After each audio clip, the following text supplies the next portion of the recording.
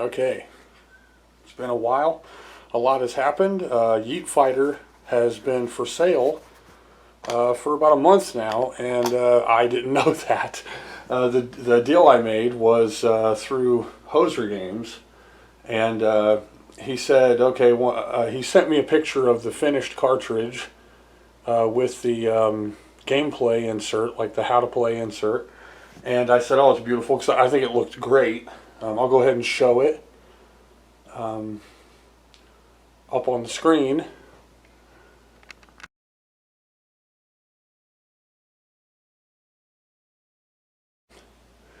And so I think it looks great. And so I was waiting, because he told me that he would send me a link to the eBay sale so I could follow it as it was sold. Maybe give me an idea of royalties, which, I'm not expecting to make a ton of money off this. It's just, Atari games really aren't as popular as they used to be. Certain games maybe. But then he contacted me a couple days ago and said, hey, how do I send you money? And I gave him my PayPal. But I was like, okay, I was under the impression the game was still in production and hadn't been sold yet, that you would send me a link to eBay. And he goes, oh no, he goes, I guess he doesn't have enough Sarah chips to just put it up on eBay. And then he said that what would happen is they'd get too many orders and he'd run out of Sarah chips, and so they'd have disappointed customers. And so I am going to be offering the bin file for sale for anyone with a Harmony cart, an Uno cart, or who wants to play it on an emulator. Just contact me, and I'll leave information to contact me, or you can just send me a message through YouTube and I'll get the message.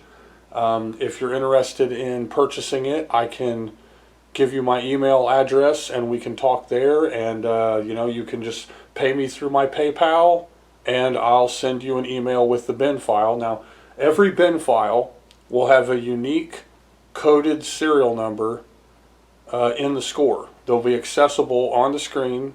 I'm thinking of having it use the black and white color switch to distinguish between each of the copies of the bin that I sell, and that's going to protect me so that if one of the bin files ends up being uploaded on a ROM site, I can just easily find out who did that, which you don't want to do that. So I'm throwing that out there. If you buy my game, don't upload it to a ROM dump website where people can just pirate download it for free endlessly.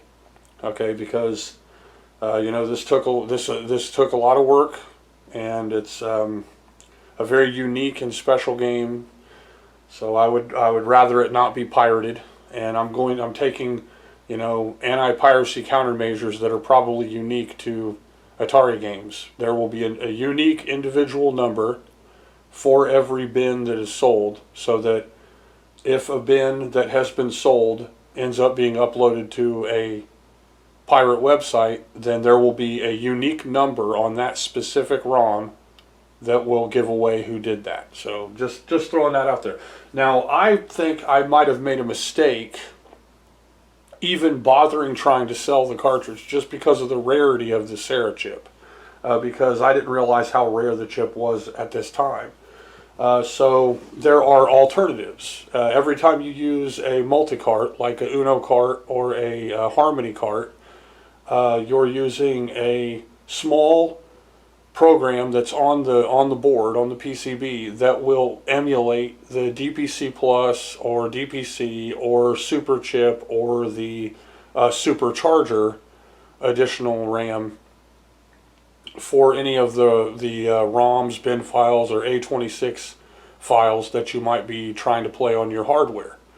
So on those cartridges, or on systems that are ROM upload cartridges, they have to already have something on there that can play a game no matter where it's from. So suppose you want to play Parker Brothers Frogger, only it's the Supercharger version, which is, really great graphics. It plays really good. It looks good. It's got all the different songs and stuff. It's one of the best versions of Frogger.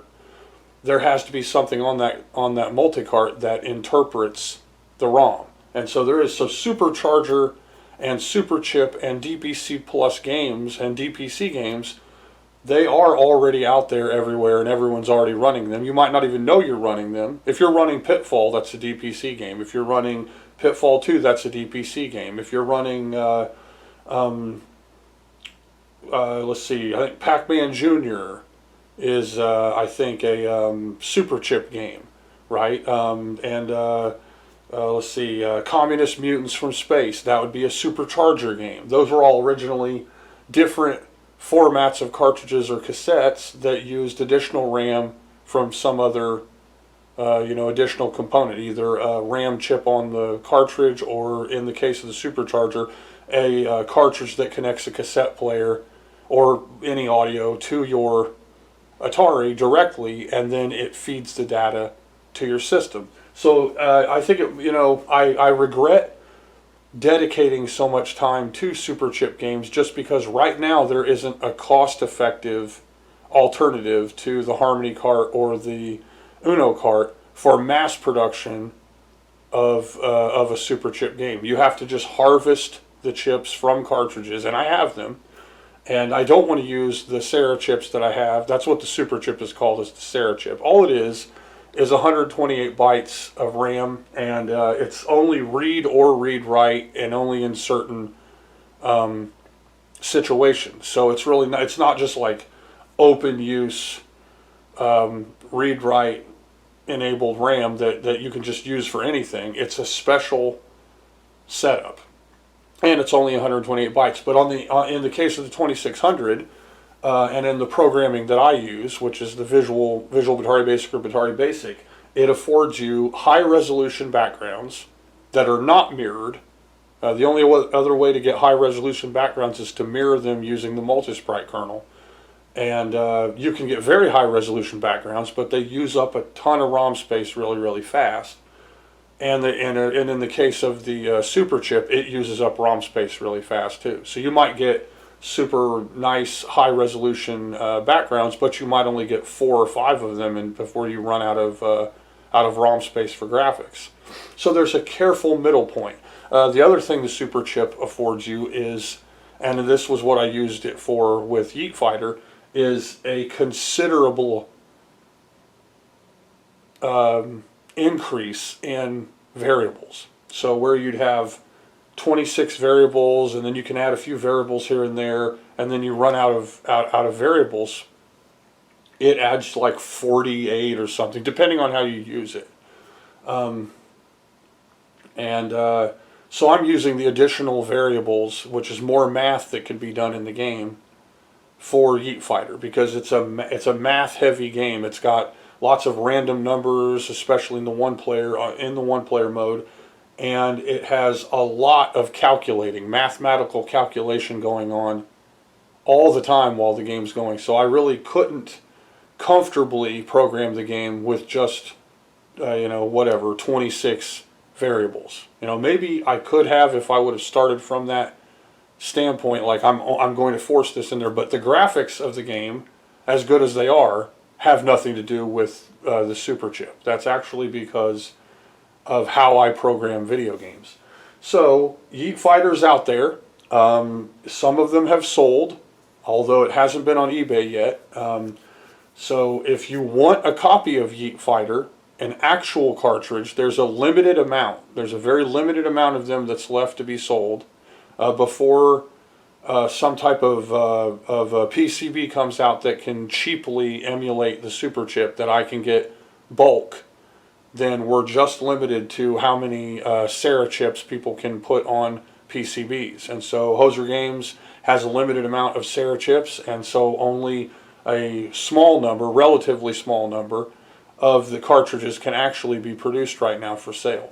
That doesn't mean I can't sell the bin, and so if you do have a Uno cart, Harmony cart, or if you want the bin to play on an emulator or on your computer or whatever, of course, your results are going to vary. If you have a super good computer and a really good fine-tuned, phosphor set up properly, timing set up properly, Stella, then you're going to get a better experience than with hardware, because there's not going to be flickering or shimmering or anything like that. Whereas you may occasionally get some jittering and flickering with actual hardware, with fine-tuned emulators, you're not going to get that.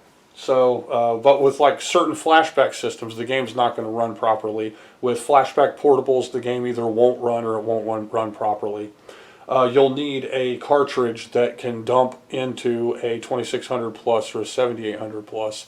So you're going to have problems with those unless you've purchased an actual real cartridge, or unless you have some way to use a multi-cart on one of those systems, which I don't think it works that way. Those actually ROM dump straight off the cartridge and then play it with some really accurate, faster emulation. That's what the 2600 plus, 7800 plus systems. Now, so Yeet Fighter's done. It's out the door. There are physical cartridges that have been sold. There's a capability of purchasing some in a limited run, and hopefully in the future there will be much more of them available. And the artwork, I think, looks great on the cartridge. It was basically recreated from what Zero Page Homebrew did when they previewed the game, which I was really happy with.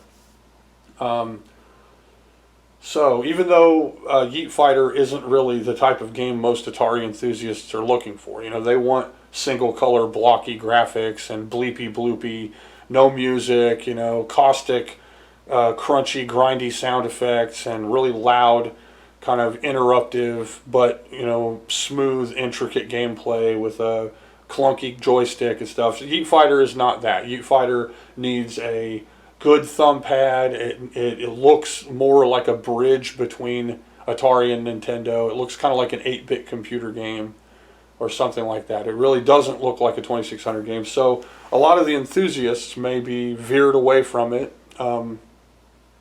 because of that, but I'm very pleased with the game, and so I'm waiting on that, though. I'm waiting on the royalties to come in, and I'm sure it's not going to be a huge amount of money, at least not yet, and I'm hoping the game can become more popular and that people will consider purchasing it. So I'll be selling the bin file of the game, and I'll discuss in emails and stuff. I'll set a price with people in emails. Like I said, contact me if you want to just purchase a bin file of the game. And what I'll probably do is start selling bin files of the game that have unique codes that distinguish them each, like a serial number hidden on the cartridge. And I'll just sell bin files of my games. And then, I don't know, I guess if a person wants to send it out to get it made into a cartridge, they can do that. Which, until an ARM processor that can emulate, or some type of chip that can emulate the super chip, so I'm not harvesting it from ancient bit rotten cartridges that cost me $10 to $15 a piece or something, it's not cost effective. And I hadn't considered this. I actually, when I started programming these games, chose the super chip because it was cheaper and more available. But now, since it's become rarer and rarer, and it's not as easy to get, and the super chips I have are for prototype work. I don't have a lot of them. I think maybe 12 to 15 of them or something at the most. And I think Hozer said they had a couple dozen of them, maybe 3 dozen or so. And he probably doesn't want to use every one of his Sarah chips on one game. So we're looking at a tight, limited run of Yeet Fighter for now in real cartridge format. He said he's working on a ARM chip PCB at Hozer Games. He said it could be done in months and that it's going to be cheaper to produce. When that happens, pretty much all programming is going to be easier for the 2600. We're going to be looking at cheaper ways to make cartridges. But, today, I think people play enough emulation and downloading is more of the standard medium that it's not too bad, I don't think, to go ahead and sell bin files to allow people to put them on Harmony cards, Uno cards, or play them on emulators or on emulation-based systems. So I'm opening the door for that. I will be selling the bin files exclusively and for other games that I make. Now, in this episode, I'm talking about 2 games that I'm working on right now, and I'm going to be talking about things that you can do when beginning a game, very much like I did with Yeet Fighter in its beginnings a little over a year ago when I first started programming it. So this will be some hints and tips on programming, and I'm going to be showing off some progress in two new efforts that I'm beginning to program that I think look really, really good. And neither of these games will be super chip games, because I don't know how long it's going to be before it's cost effective to mass produce super chip games. But I know that just typical EPROM, EPROM style cartridges are very inexpensive to produce right now. So those I could produce. I don't have to worry about, hard to get chips that are getting rare and stuff to be able to produce them. So the first game I'm going to be talking about will be a zombie apocalypse game. This was a friend of mine from long ago told me, hey, you need to make a zombie game. That should be the next thing you do. And so I said, okay, I'm going to sideline Mechs Again Standoff, and I'm going to be programming them both at the same time. So I'm going to show off a little bit of that. So with these next two games, I'm using some special methods, just like with Yeet Fighter. Now with Yeet Fighter, I used a PF heights to create the intricate, small, thin lines for the backgrounds.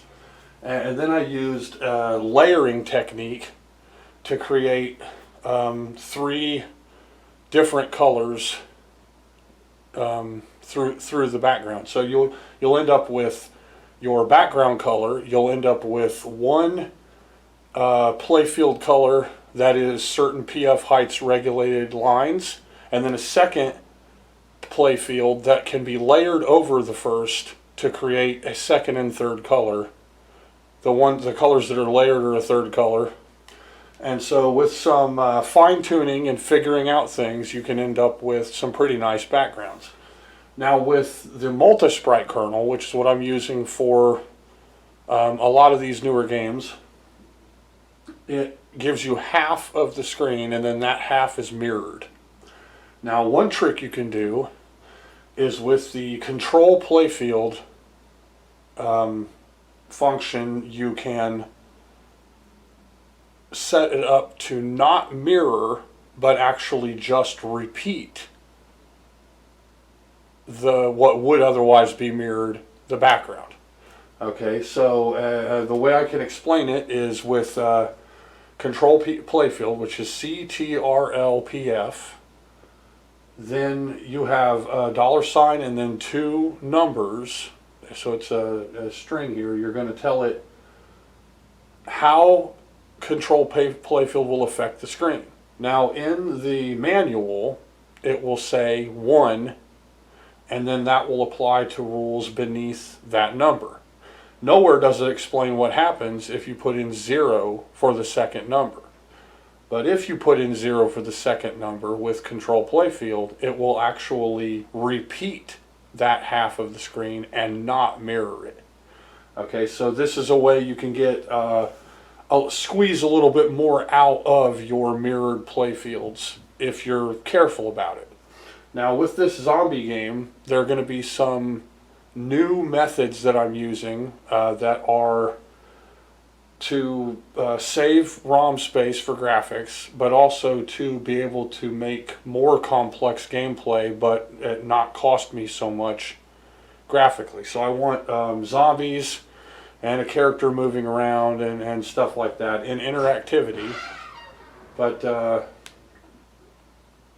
these are going to be using not PF heights, but a function PF height, okay, with no S. And that will set up the width of your rows in the multi-sprite kernel. So PF heights is your standard kernel, with or without superchip, and PF height is your multi-sprite kernel, and it's going to regulate the width of each row.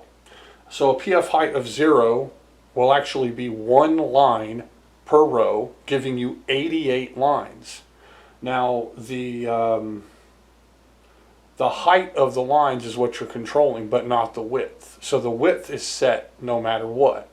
And because it's mirrored, it's 16, that's then doubled to 32. So with PF height at 0, and you have a hard time using sprites over it, unless you do certain methods. If you create a second plane of draw screen without a background and only sprites, then you can use that one line. One line per row, 88 lines background. But it'll be 16 rows wide, doubled to 32, mirrored or doubled using control playfield, and very, very thin 32 chunks of 1 pixel width lines. And it's uses up a lot of space because it's a higher resolution. It has to be mirrored or doubled, so the complexity of the background is greatly diminished because it has to be mirrored or doubled. And if you just plaster sprites right over it, it won't work. Okay, so the next ones up will be like 3 or 7 or even higher numbers that just create giant chunks of rows of color. Okay, so with one that is doing 3, then you're going to get 22. Okay, so just one line would be 88. 2 would be 44, and so 3 would be 22. And what ends up happening is very similar to what you can do with a similar setting using super chip high resolution backgrounds in the standard kernel, only the screen isn't mirrored. So if you want this same effect and you're willing to use up more ROM space and you want to make a full screen 32 chunks wide and then, you know, roughly 30 some odd chunks top to bottom in super chip, you can have the background capabilities of the super chip do that. And you'll end up with squares.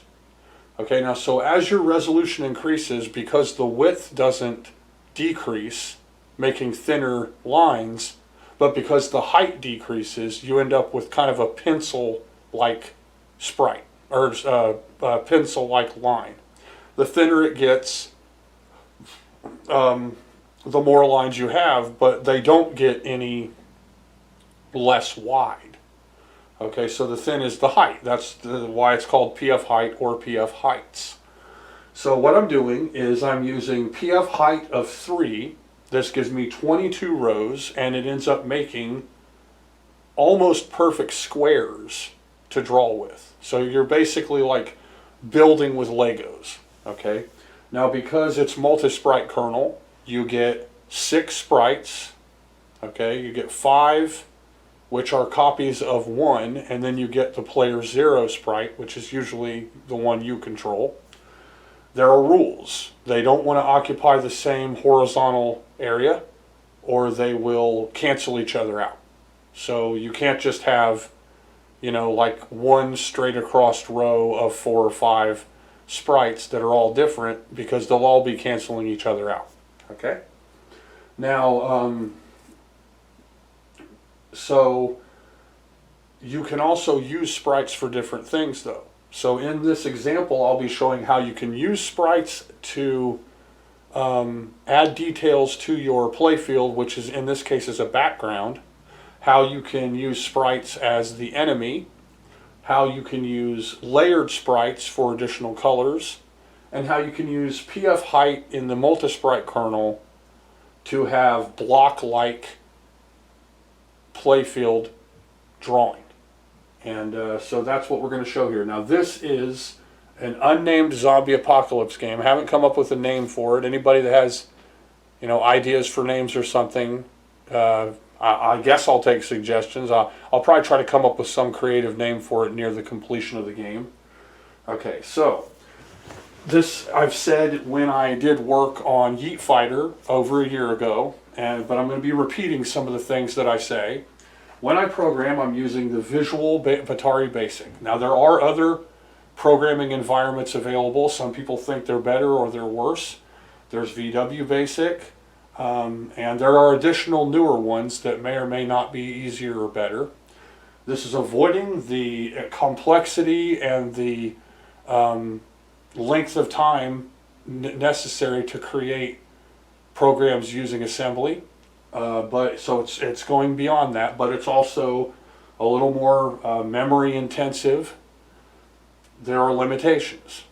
But that being said, part of the fun of programming in this language is the limitations. You get to try to work around those huge limitations. So, one of the first lessons, and this is one I gave over a year ago, is for controls, always assign variables to your joystick directions and button. Okay, don't just say if joy 0 up, then do this. Okay, tie everything to a variable. So pick 4 or 5 variables, and then have those variables be functioning, be adding or subtracting when your joystick directions or button are pressed. And what this immediately does is allows your joystick and button to affect anything and everything, not just your character. So if I just say if joy 0 up, then player 0 y equals player 0 y plus 1, then yes, that will move my player 0 sprite up the screen in small increments. Okay? That's the simplest, easiest way to do it. But if I say, like I have here, if joy 0 up, then c equals c plus 1, then I have a variable that's now being added to. And I can have c equals c plus 1 affect everything happening on the screen. Everything. So I can have the bad guys know that you're moving up. I can have the bad guys respond to you moving up now. Okay, I can have your character move, but I can also have a buffer of space between pressing the direction and the animation happening. So you want to fine-tune your animation and your character movements to look more realistic. You don't want to just press up and have your sprite just jet up the screen, because that's too fast, or it's and you're also wasting the potential for using that variable. So I've got my variables all happening when the joystick's doing things and moving. Now, the way I've created animation in this particular instance, because this character is meant to be able to walk right and left and up and down in a pseudo three-dimensional environment, much like the original Resident Evil video games, I need the character to be able to walk up, but also diagonal and up, down, but also diagonal and down, but also then just left and right. So these directional commands are a little more sophisticated. As you can see around here and down, these are more sophisticated directional commands that pertain to the animation segments, the timing of the animation, and the character moving only left versus up plus left, only right versus up plus right, only down or up on the screen. So I'm going to go ahead and show the screen as it is now. We'll save and compile.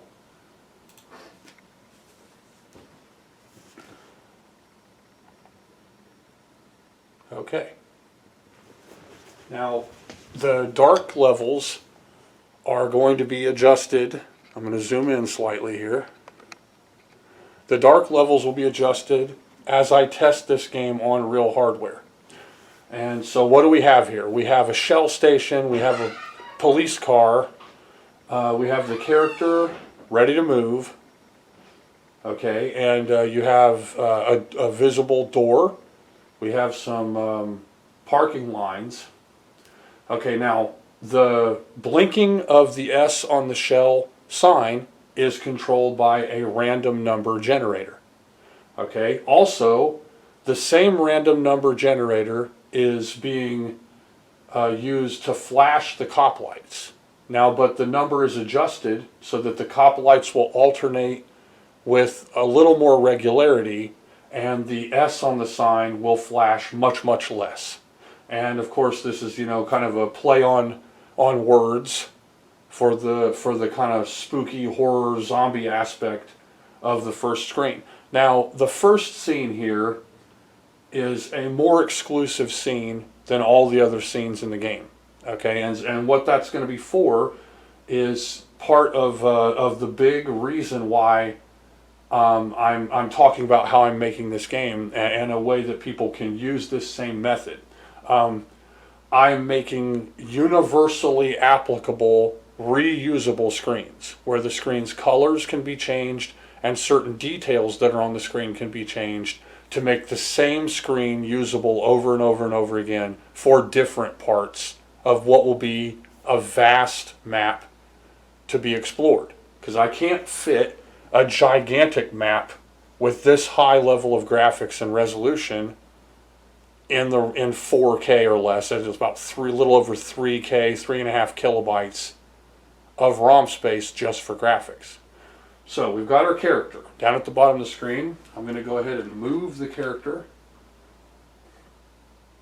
Now, the character's up and down movement is strictly mirroring.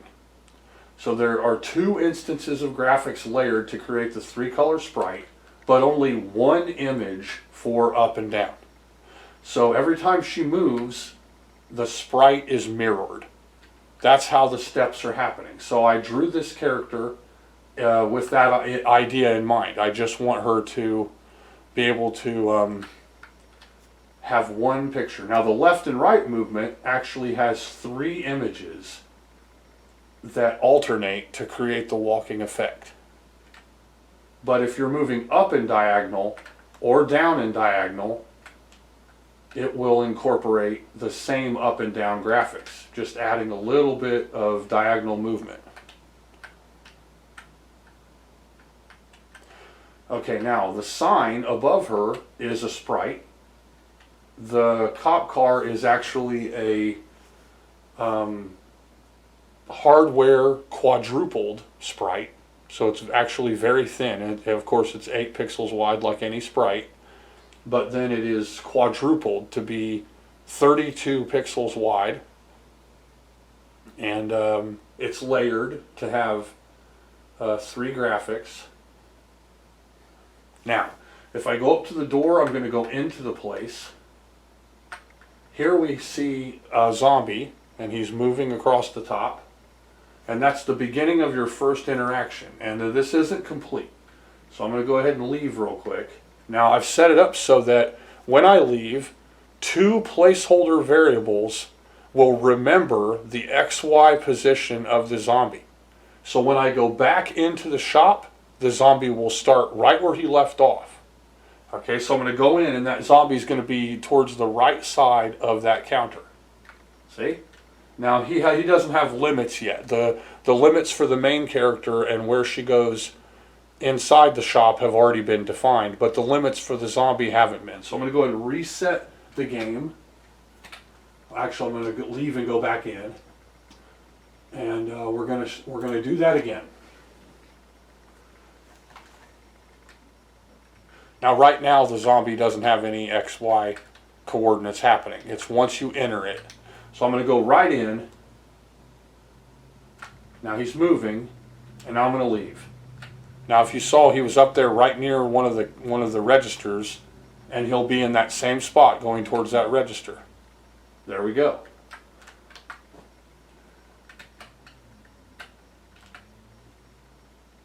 Now he'll just keep going. He'll go off the screen because I haven't programmed all of his motions yet. Now, a story variable is going to be set aside, and that variable will constantly change based on what needs to happen next in the game.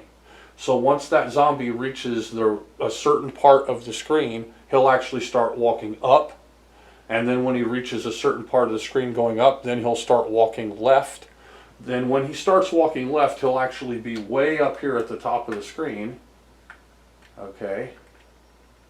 And what I'm planning on doing is having a worker, when he's up here, right about where my character is, about right here, a worker will appear right here.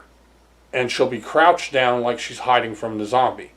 Then the zombie will be right here, where I'm standing, but then start walking towards where the worker is. And then you'll be down here, and you'll get a chance to shoot at the zombie. When you shoot the zombie and kill it, then the zombie will be a pile of dead zombie, which is, I've got a pile of dead zombie graphic.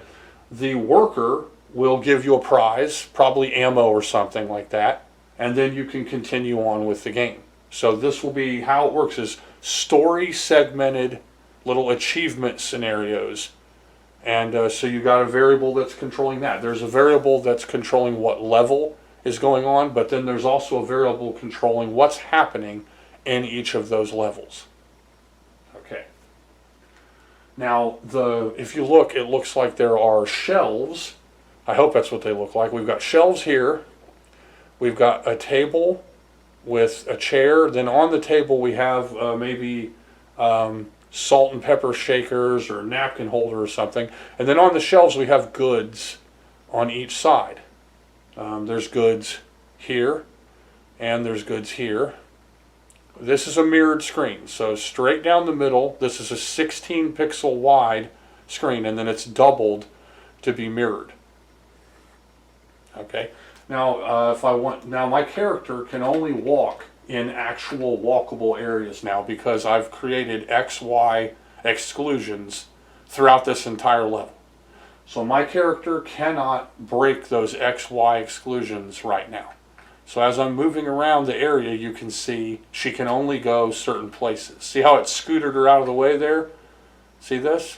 She can only walk right up to the shelves, but she can't go through them. So I've created the barriers. Now see that?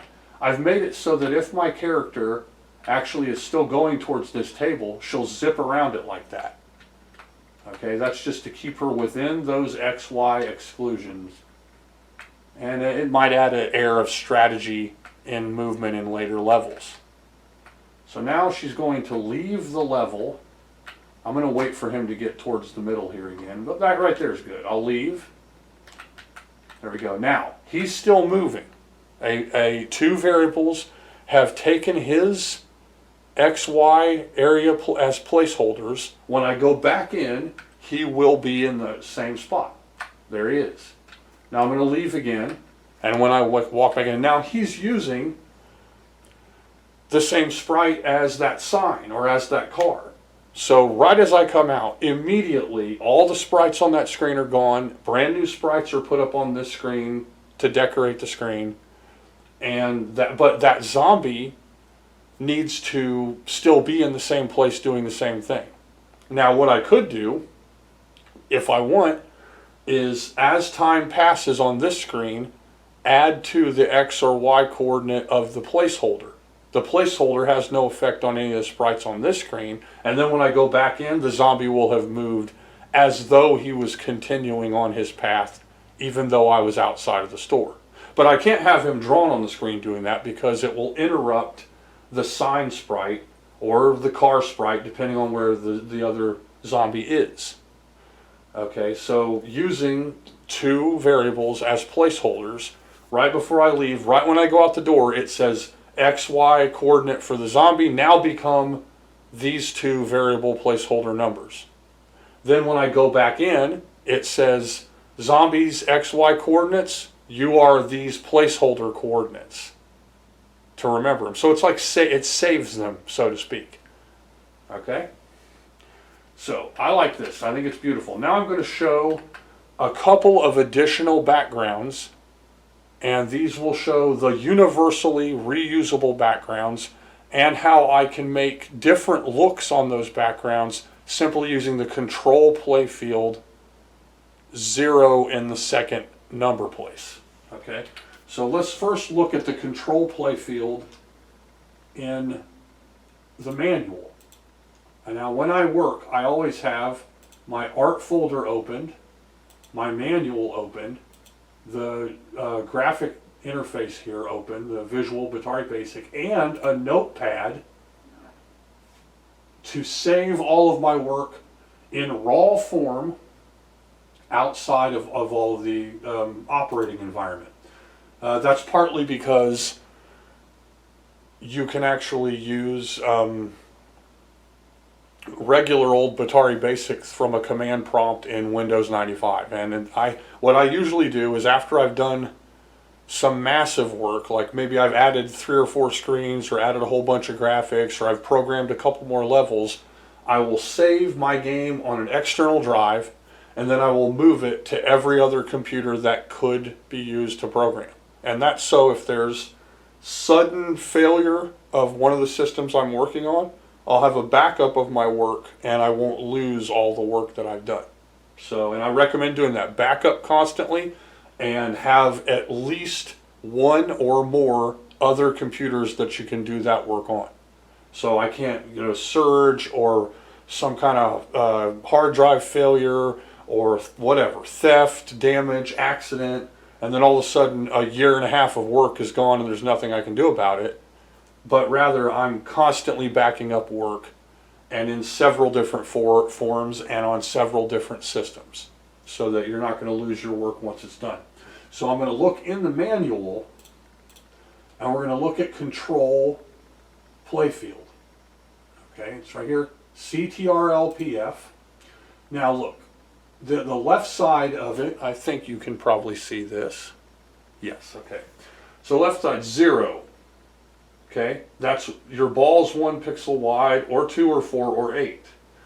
And the height of the ball or the missiles, I think, are set in the multi-sprite kernel. So you can't raise or lower the heights, but in standard kernel, you can raise or lower the heights of it. That's used extensively to create the limbs, the punches and kicks and feet and fists and stuff in Yeet Fighter. So missiles are the arms and the fists and the feet and stuff in Yeet Fighter. But in a multi-sprite, you're going to be stuck with a tiny missile. It's still there, but I think it can only be 1 pixel high. I don't know if it can be wider or not. So control playfield, though, is going to change the width of your ball, but then if you add 1 as the second value, it's saying none of below. Now, after that are eccentric additions. So let's look. We've got here, which is lets half of the playfield get player 0 color, or right half gets player 1 color. We also have players move behind the playfield, and we have both of the above. And that's 1, 3, 5, and 7 respectively. 1 is none of them. 3 is your left half, right half. 5 is behind playfield. 7 is both of the above. Now, if you notice, though, there is nothing there that says what will happen if you put 0 in the second spot. So it could be 0, and that's ball 1 pixel wide. But then it says 1, none of the below, but it doesn't say 0 for any of those second functions. Well, if you put 0 there, then your multi-sprite playfield will not mirror, but it will actually double instead. And I'm going to go ahead and show an example of that. So here we're going to scroll. First I'm going to change what background I'm showing. So that will be level, and I'm just going to change it to, let's change it to 5. And this will just put me on a different background. This is how I work on backgrounds, just to see what they look like. Okay, here is a street going up and down. So if I want to reuse this same street, I can create a 20 street long freeway. I can put a sprite on the left side that is a sign, and then after I get up off the screen and go to the next street, then that sign will be gone and maybe there'll be a patch of grass or something like that. And that will distinguish between the two. I can also change the colors. I can make it so that, like this one is green with the street with yellow, on the next one it could be gray on the sides or black. And then that would distinguish, and so I don't have to have a second drawing, which would take up more ROM space. I can actually just change the colors and properties of this screen and reuse it over and over and over again. And I've made several screens that I should be able to do that with. So if you go in a house, I can have dozens of rooms in that house, but they're all using the same rooms, only changing the colors and some of the visual accents to the room, like sprites for a lamp post or for a TV set or a sign or a picture on the wall. And that all combined with zombies will make it so that the rooms are all unique and distinguished, even though they're using the same preset image. And this happens with lots of different games.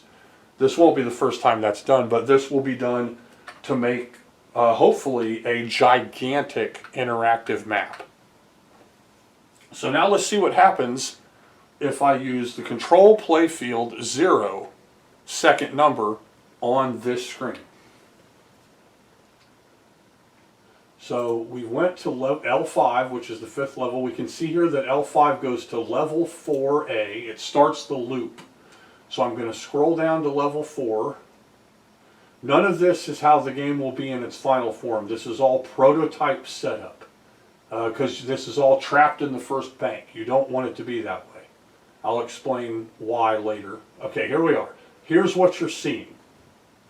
I don't know if this is freaking out or blurring or what.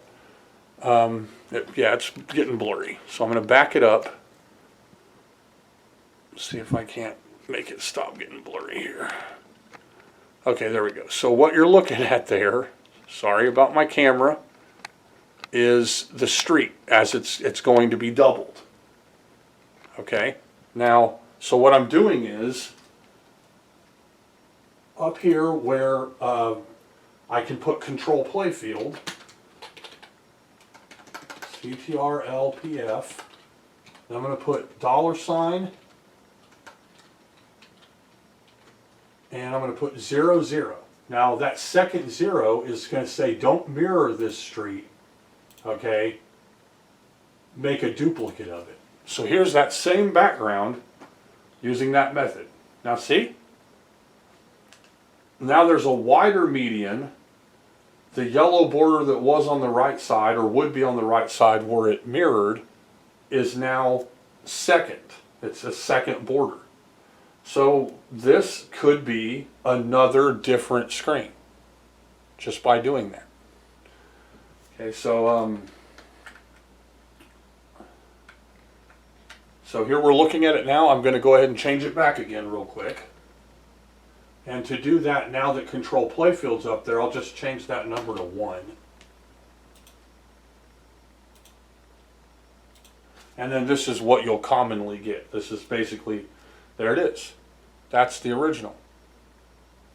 Okay, so now let's change it to a different screen.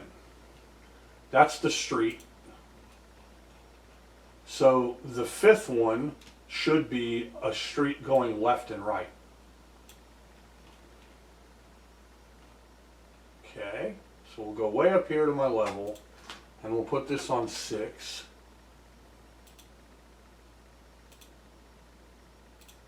And here we go. There's a street going left and right. And this can be reused over and over and over again to make a super long street. Maybe when I get to the next street, there'll be a crashed car on that part of the street. Maybe once I get to another street, there'll be a sign somewhere. I get to another street, there'll be a bunch of monsters on there. Okay? So now we'll check out another screen. I'm just going to kind of show a few here.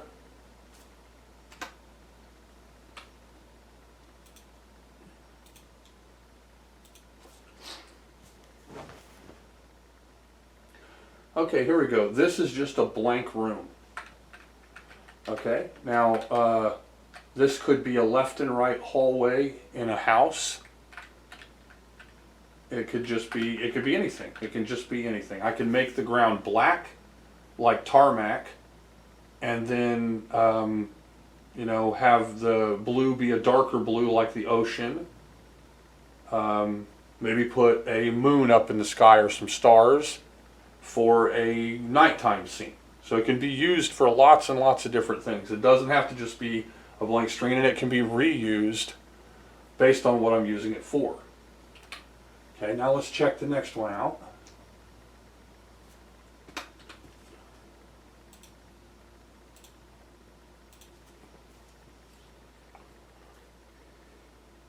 Okay, this could be a hallway where you can come from the left or the right or the top. and then you can go up to the top to go to the next level.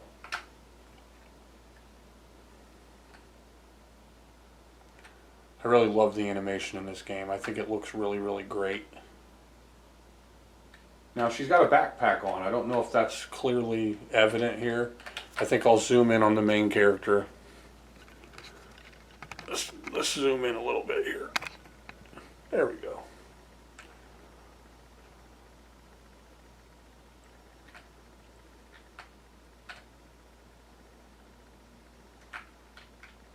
I had originally thought of having her have a backpack sprite and then a no backpack sprite, but then I realized, okay, you know, this is an Atari game and I do need to have, you know, more room for graphics. Right now I have roughly 1 kilobyte left for all the other graphics, but I have a lot of reusable background screens.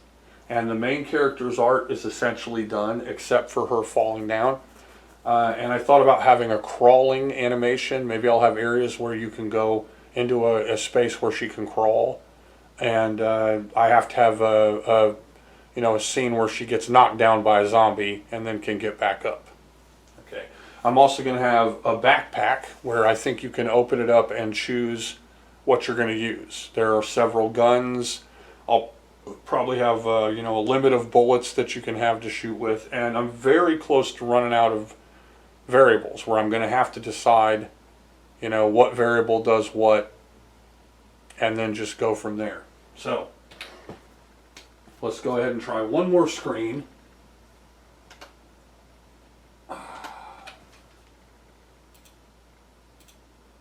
I have a lot of them here.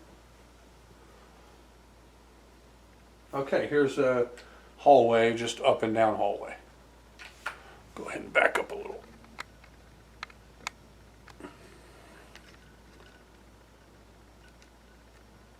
There we go.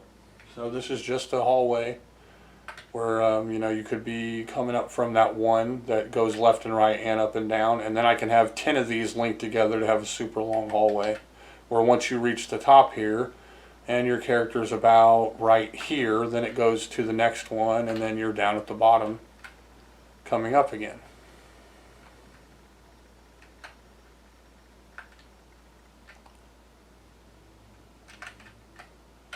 Okay, so now when you program this, okay, I've got everything jammed into the first bank because I'm creating the prototype, the idea of the game. Now, because I want to be able to use any sprite at any time in any screen, I have to then put those all in their own separate areas with their own individual labels, and so they'll go into different banks. To cut down on cycle count, I'm not going to be go subbing to all those areas and then bringing the data back to one bank. Rather, I will use a go to, and then we'll go to that, and then there'll be instructional sets that will say if it's this level and if this part of the story is happening, then go to this label, and then that label will have the graphics that will then be on the screen. And then that selection of graphics will go to another instructional set until it's ready to go to the second playfield drawing point. So eventually it will just be a lot of instructions in the first bank that lead to the first choice of a background image. That'll be based on an instruction set. Then the background image will be chosen, which will lead to another instruction set, which will be a go-to to a huge block of graphics and more instruction sets for what graphic it will choose. In creating those instruction sets, that will be fleshing out the story. So when you go in a room and you kill a zombie, then the next part of the story happens to where when you go into that room later, there'll be a dead zombie on the ground instead of one walking around. Okay, stuff like that. So it can't just be trapped in one bank because I'm almost out of room in that first bank anyway. So just shoving all this data in that first bank is impossible because not nearly enough instructions will be done. Now, if I were to stuff the instructions into one place and have it reach out, the go subbing would take up so many cycles, you'd be breaking the cycle count of the game just grabbing graphics. So you'd have a jittery, shaky, messed up screen going on just to get the graphics. So I'm going to go ahead and show another screen. Let's show 10. I think we can go up to 11 or 12. There we go. This is just, there we go. That's a room. Now, to make this a room where there's a door here, there will be a sprite graphic that goes right over the bar at the bottom, like a door that she came out of. And then that will make it so I can use this room as a room you entered from the bottom through a door, or can exit through that door, or you came in from the right or left and there is no door there. And then I have a door where you can enter another room. So just with one small sprite, I can make the image of a door at the bottom of the screen, and then you can go and enter through there. That won't interrupt any of the zombies that could be on the screen, because they won't be on the same horizontal line as that door. So I could have a zombie at the bottom right that comes out to get you, and then have a zombie at the top left that walks over to get in your way. And as long as they don't intersect horizontally too much, they're not going to cancel each other out, and neither of them will be affected by the door. Then, at the very top of the screen, I could put some lights or something, because those will be too high up off the screen to be interacted with by the sprites for the zombies. So there are rules that I have to follow, and I can't just have everything in a straight line up there on the screen. They'll all cancel each other out. But I can have several sprites on the screen at once. And so that leads me to some of the concept art that is being used to create this game. Okay, and I'll go ahead and show that just for fun. I did this with Yeet Fighter. I went through the concept art and I talked about a lot of the ideas that would be implemented in the creation of the game, things that got left out, things that got changed. When I originally programmed that game, I of course didn't know exactly how it was going to turn out or how it was going to make the game do what I needed it to do. So let's go into the graphics here, and we've got these folders. Zombies is what it's called, and I've got background graphics. I've got the main character whose code name is Claire, obviously because she's been based off of Claire Redfield. Items, non-playing characters, the old original graphics, and zombies. Now, not all of this can fit in the game. I have to pick and choose. So let's look at Claire first so that you can see how this worked. Okay, so here was where I came up with all the movement for Claire. Okay, now in case you didn't watch my earlier videos, the way I'm creating these graphics is, rather than doing line by line graphics that the Atari does natively, or single color graphics, I'm taking one single colored sprite and layering it over a second single color sprite to create a three color sprite, much like a Nintendo sprite. If you notice, a lot of Nintendo sprites are just three color sprites. That's what this does. Anywhere where your first color is visible, you'll have that color. Anywhere where your second color is visible, you'll have that color. And anywhere where your first and second colors overlap, you will have a third mixed color. And that's what I've done here. I've pretty much mastered the technique so that I know what my character is going to look like. So to give you an example of what you've already seen, let's see, we'll go ahead and go to the Claire, here we go, the walking graphic. I do all my work in MT Paint.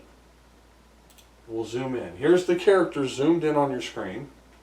And this isn't exactly how she was. This is without the backpack. And I actually have holes here and here to make it look like her arms are sticking out a little more. It's been altered a little bit, but this was the original art. So to practice how to draw this character to make her do animation, I drew this and then I used this mirroring like this. This is Control M, just whatever your mirroring is. So as you can see, she looks like she's walking. And this is just by mirroring the graphic. There we go. So I'll do that with anything walking up the screen or going down the screen. Okay, with the squatting graphic, let's say she's squatted down and she's going to crawl through a hole. Then here she is crouched down, and we'll do the same thing. Now if she's doing this while moving forward, then she's going to look like she's crawling through like a tunnel or a duct or something like that. A hole in the wall. Maybe I'll have it where you can, like in Zelda, you can plant a bomb and blow a hole in the wall and then go through that hole. You know, maybe I'll even put do do do do do do as a sound effect to call back to Zelda. Why not? Now, items. These are all possible items that I might use in my game. I've got a gas can, chain or bolt cutters, TNT, water, soda, different varieties of soda, hot dog, burger, pizza. I love this pizza. I'm going to show this off real quick. I love how this ended up looking.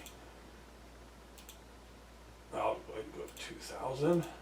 And I'll turn off my grid. There we go. So that's a slice of pizza. Let's zoom in. Let's zoom in and see if we can.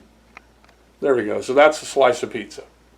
Okay, and just by taking, I would take like a brown, dark brown, and then take a yellow color, and then anywhere where the little pepperonis are would be yellow combined with brown, and the yellow would reduce the brown to be that reddish color.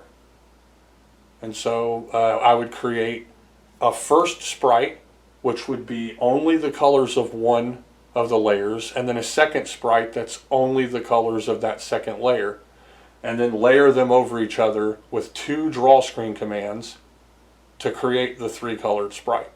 Okay, so I had considered that I might make it so that this game is about saving people, because in the first mission you're saving the clerk at the Shell station or at the convenience store. Okay, and so maybe you'll run into a character later and they're hungry, and so you go somewhere and get a food item and then take it back, and then access your backpack, get the food item, give it to the person, and then they'll give you an item, like maybe bullets or a med pack or bolt cutters or some kind of necessary item. So things like that, like complete a mission and then you get the next item that you need for the game. Now, so I've also got French fries, some 9mm ammo and 45 ammo. I had considered that you will start with your revolver, just like Claire does in the video game. Okay, and then it will only shoot 5 rounds, and then it takes a long time to reload, just like in the game, so that's the problem with it.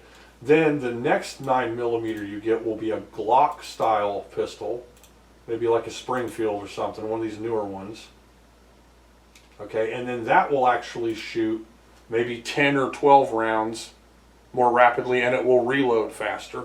And then you'll get a 1911, which will use the more powerful 45 rounds, and it'll shoot 8 rounds, but it will kill zombies in 1 or 2 shots instead of maybe 4 or 5 shots with the 9mm. So then this would be the more powerful gun. Okay, I've got med kits. It's just a box with a red cross on it. Lots of different keys. Possibly a vaccine. Maybe later in the game, if you find a lab or something, they'll have a vaccine, and then you can go and heal people. I've got a grenade, which I don't know, may or may not be in the game. Probably will be. So these are all items that will be used. So here's like a Coca-Cola soda can. Now, when I look at it in 2,000 times magnification, this item is going to be an 8x8 sprite on the screen.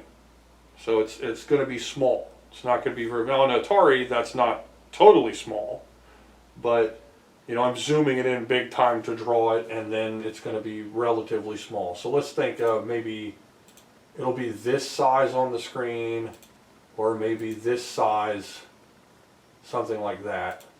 So I'll go way up here to draw it, and I'll use a grid. Okay, now non-playing characters. This will be the shell worker that is, let's see, is this, I think one of them is her hiding. So let's look at the one of her hiding. There, that's her hiding next to her counter.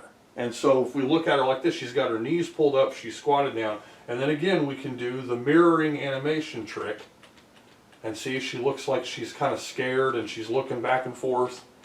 She's nervous and agitated because there's a zombie getting ready to come eat her. There we go. But then if she stands up and is behind the counter to give you a prize, then she'll look like that. And that will just be up behind the counter like a worker. And then you can do this too.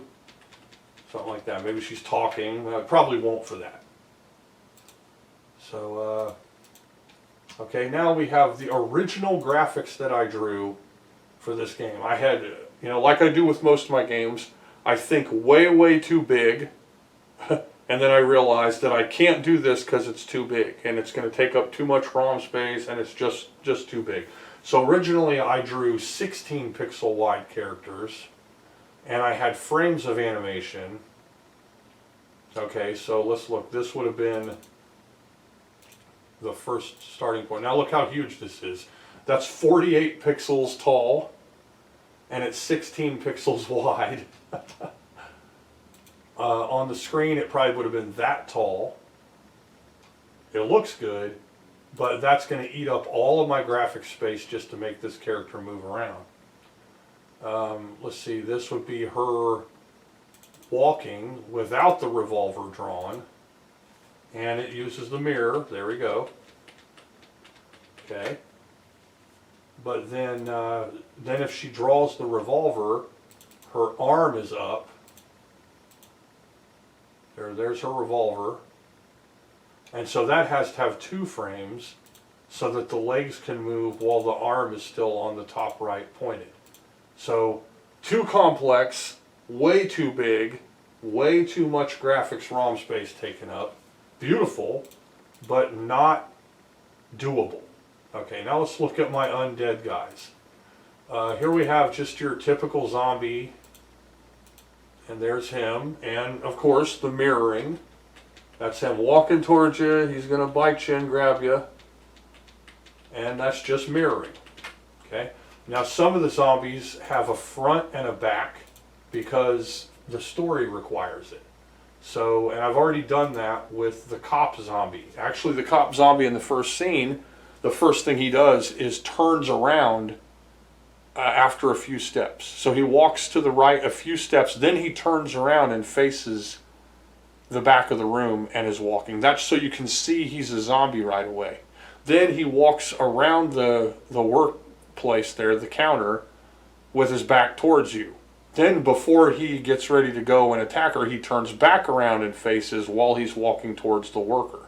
If he reaches the worker, he eats her, and then that's a different truncation of the story. And that's failing, because after that, you don't get more ammo, and 2 zombies are now coming after you, and you're stuck not being able to get past that level. You have to try to walk to whatever the next part of the level is. It'd be nearly impossible, game over kind of scenario. I might make it so it's possible, but that's going to be the worst case scenario, is that you don't save the worker, so you don't get more ammo. You have 2 zombies coming after you now instead of 1. And I was thinking of having like a huge explosion noise and have the lights turn out so it's almost totally dark.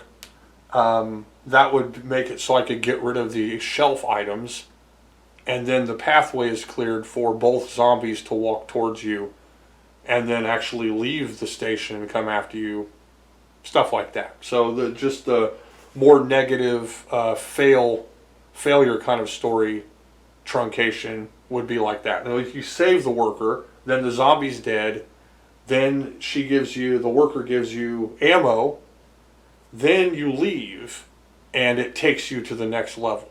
And so you will have transversed much of the map without having to fight more zombies, and you have more ammo, and then that's actually the successful truncation of that first part of the game.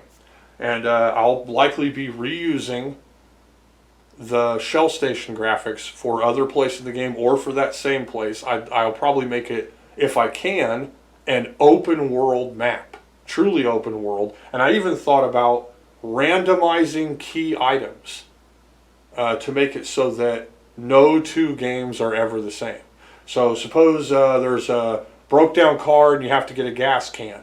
I'll make it so that the gas can will only be in some houses, but it will be a random one of certain houses. So you'll never know which place it's going to be in.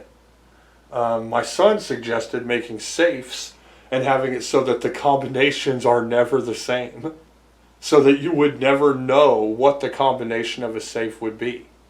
Maybe have it be so that you can find a letter or some piece of paper or something that has the combination, but they are never the same, virtually never the same combination twice. And that would make the game infinitely replayable. You would never know where key items are. You would always have to be able to go and search to find the key items to get through the game. So maybe you'd know what items you needed to get after you played the game through a few times, but you would never know where they're going to be because they'll always be in random places. And I thought that was a really great idea. That would make it an infinitely replayable experience. Whereas if I just make it so the items are in the same place every time, that's why randomizers are so popular today, because they, breathe more life into a game that you've played thousands of times, like the Resident Evil 2 remake, or even like Resident Evil 2 for the Nintendo 64. It had a randomizer so that you never knew what items were going to be where.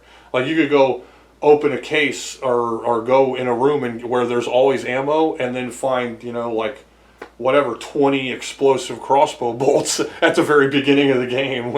And then that would give you a great advantage once you get a crossbow, because you'd be blowing people up early in the game, whereas it might take, 2/3 of the game to get to that item to be using it in a normal, not randomized game.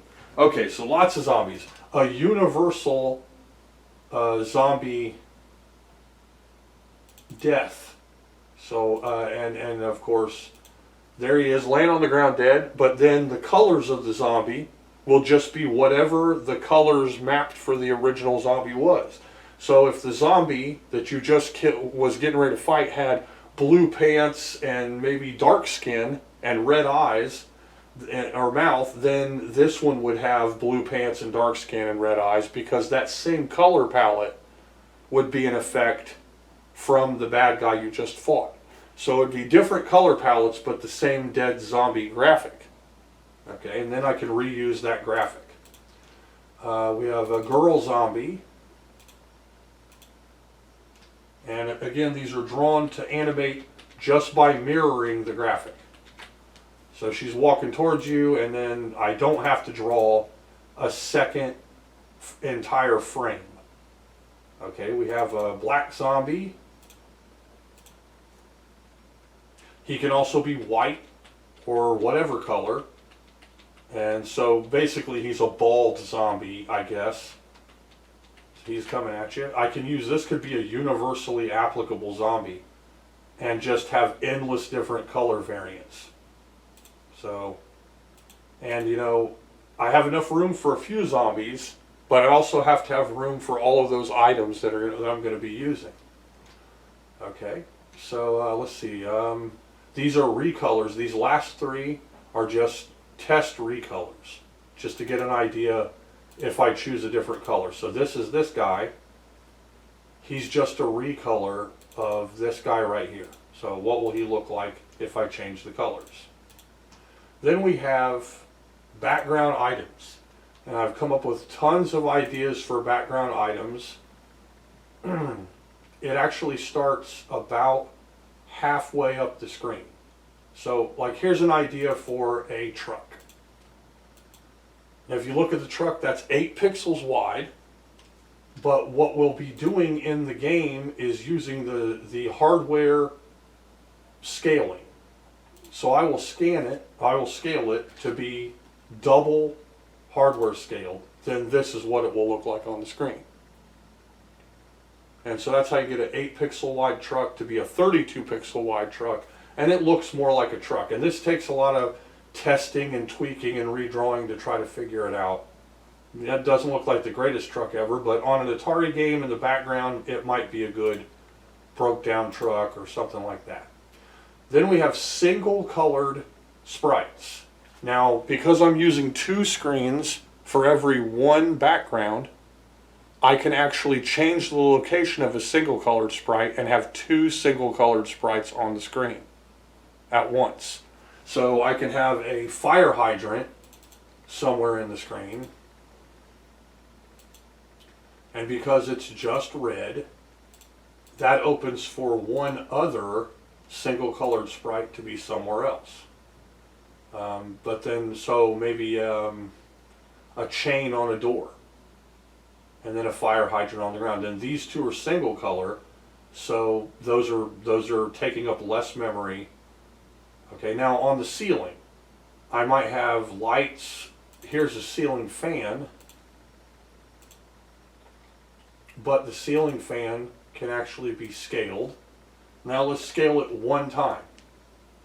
So then it will look like that, and that can be up on the ceiling. Okay, and that would use hardware scaling. So it would go in as an 8 pixel wide. Okay, so a table.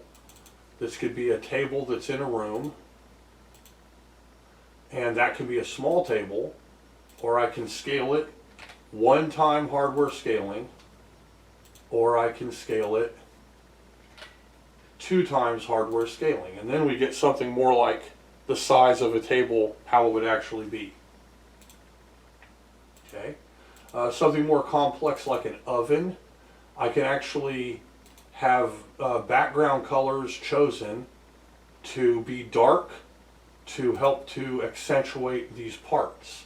And then I can scale it to double scaling, and then that's what we'll end up with. And that could look kind of like an oven. And if I make the background dark, like dark gray around it, then that's going to show, look a lot better. It'll look like the screen at the bottom, the burners, or the display at the top. These are cheap, easy, low color. So these are all just little ideas that might make a room look different. So here's a car.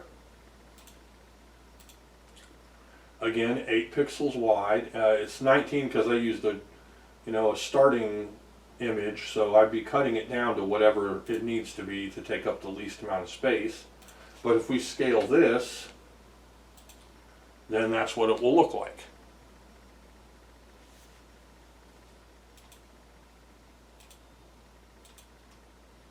Okay, so then there are also multicolored ones like a fish tank or a microwave, a bed.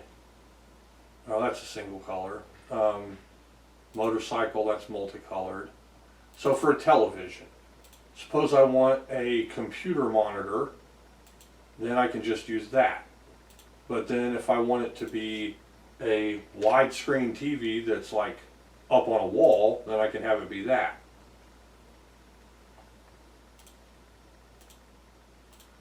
Now that's all hardware scaling. It's just, it's built into the Atari 2600, and all it does is doubles the pixels.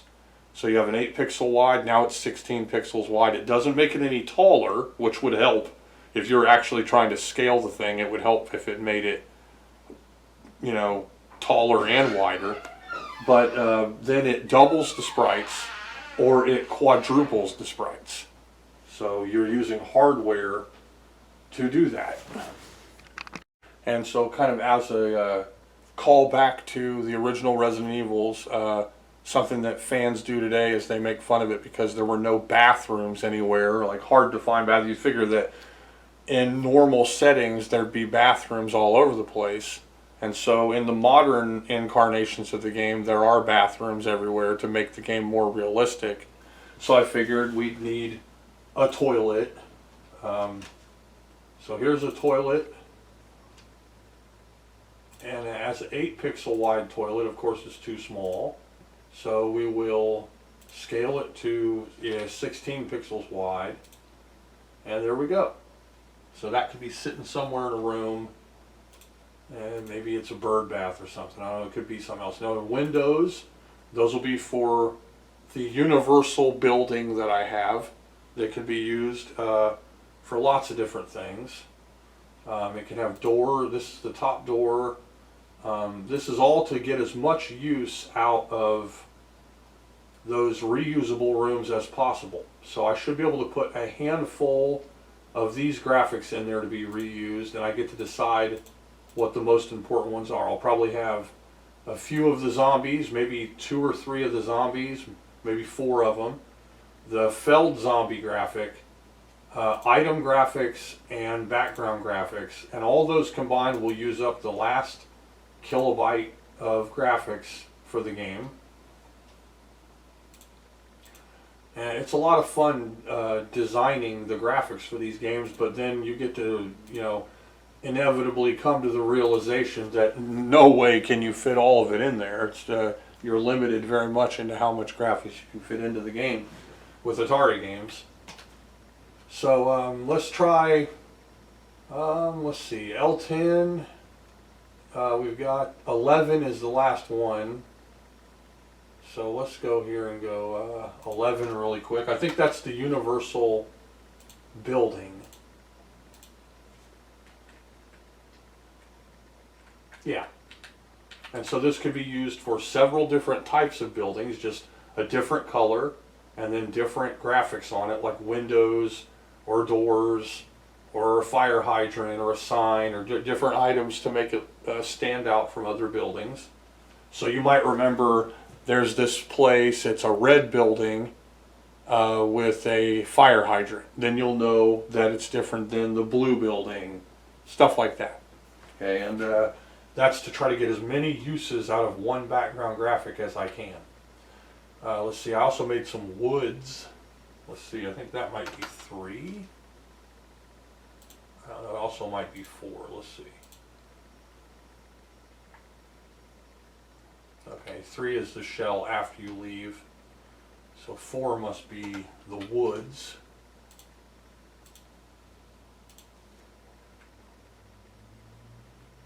Yeah, there we go.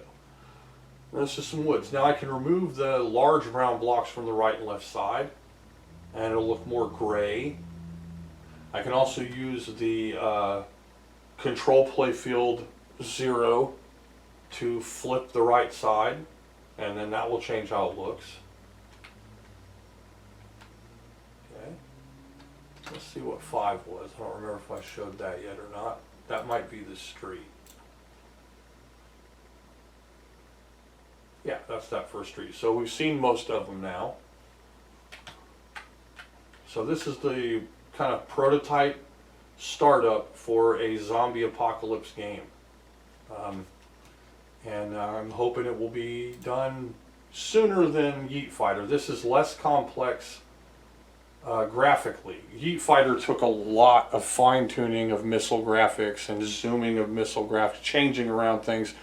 That was a very difficult game to program, and I hope people will consider buying it.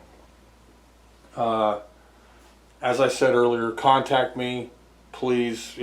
Contact me in the comments, on YouTube as a message, or if you want my email, I'll give you an email. We can talk about it. If you want to buy a bin file of Yeet Fighter, then I'll sell it to you. I think I might sell it for, I don't know, $15 or $20 or something like that. Or we can talk about it if you think that's too much to ask. And then I'll give you a unique coded download that will be, just for you. And you'll have the game for a multi-cart like the Harmony cart or the Uno cart. Okay, and so I've shown a game that I'm working on now. I think in the next video I'll show the progress that I've made on Mechs Against Standoff, which has had some progress. It's looking a little bit better and playing a little bit better. So that's just an update and some little bit of tips and hints, I guess, if you're into programming this kind of stuff. Thanks for watching. Any comments are appreciated. And so get in touch if you want Yeet Fighter.